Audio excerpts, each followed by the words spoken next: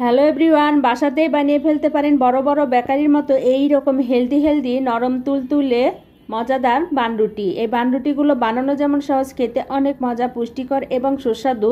ছোট বড় সকলেই খেতে খুব পছন্দ করে।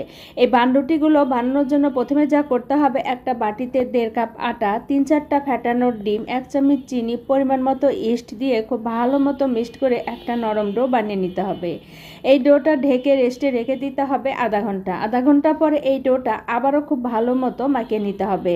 হাত দিয়ে খুব ভালো মতো মথে মাখতে হবে, যেন এর ভিতরে কোনো দানা দানা ভাব না থাকে।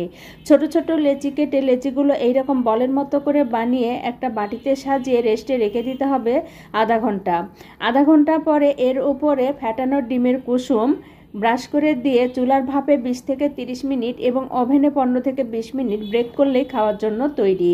নামিয়ে নিয়ে গরম গরম পরিবেশন করতে হবে।